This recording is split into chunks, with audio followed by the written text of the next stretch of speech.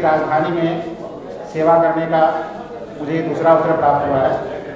माननीय मुख्यमंत्री ने, शासन ने एक विश्वास भरोसा जताया है और जता करके आपकी और आपके माध्यम से जो भी प्रिंट मीडिया, इलेक्ट्रॉनिक मीडिया के माध्यम से जो भी जनता रूबरू होगी उसका सेवा करने का अवसर दिया है। मेरी पुलिसिंग की जो कंसेप्ट है, जो थ्योरी बहुत सिंपल है।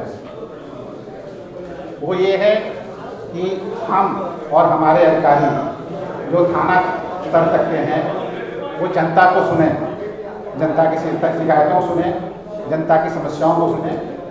वो चाहे जो उनके पास आ रहे हैं उनको सुने, चाहे उनको फ़ोन से सुने, चाहे उनको व्हाट्सएप से सुने, चाहे सोशल मीडिया सुने, चाहे जो भी आप संचार के माध्यम से सुने।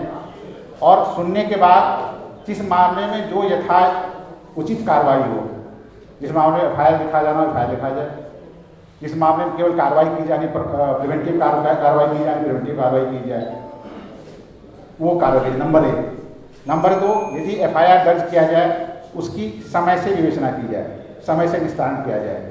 जनता को ये शिकायत देने का मौका ना मिले, हमने FIR लिखा लिया, उस पर कोई कार्रवाई नहीं हो रही है। जनता को ये शिकायत करने का मौका ना मिले, हमने FIR लिखाया, उस पर पक्षपातपूर्ण कार्रवाई हो रही है।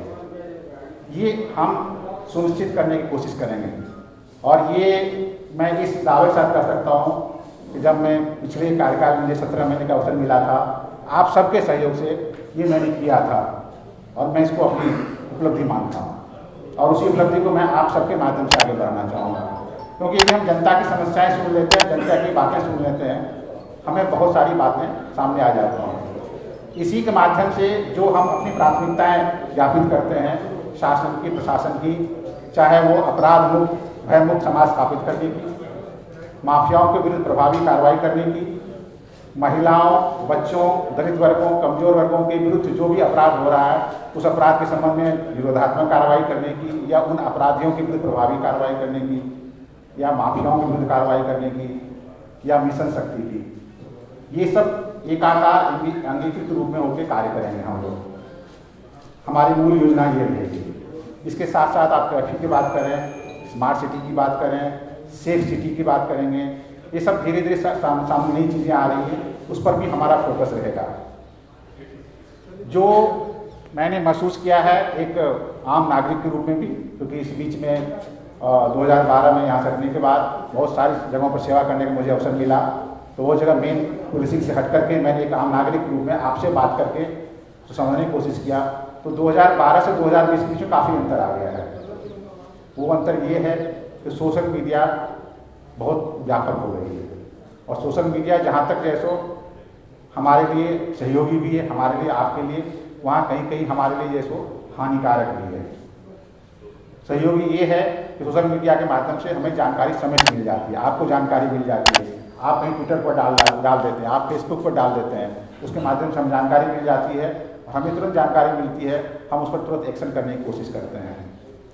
हानिकारक ये है कई बार बहुत सारे अफवाह चल जाते हैं, बहुत सारे अफवाहों के कारण जैसो सही पता नहीं चल पाता सही क्या है गलत क्या है।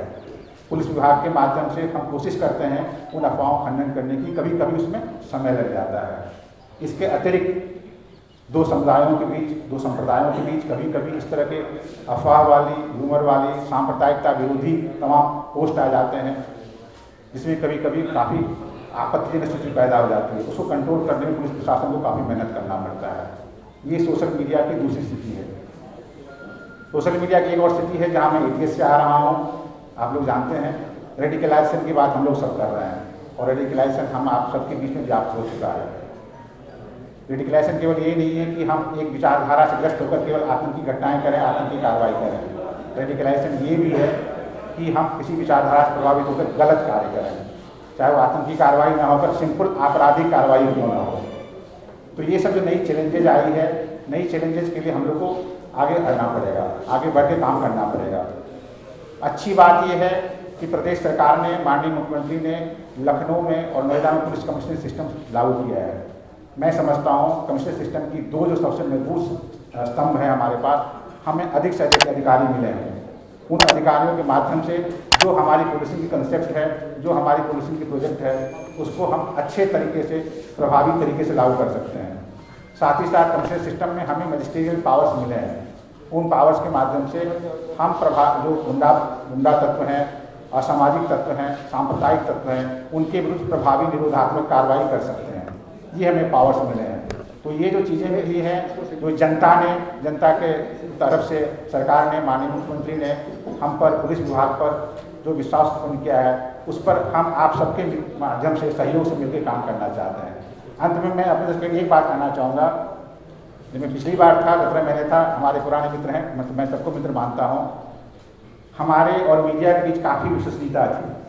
विश्वसनीयता का स्तर ये था, यदि किसी कोई बात मुझसे पूछी जाती थी, मैं मीडिया को बता देता था कि ये बात है, तो मीडिया कहती थी ये अंतिम सत्य है, उसको कभी वो डाउट नहीं करते थे।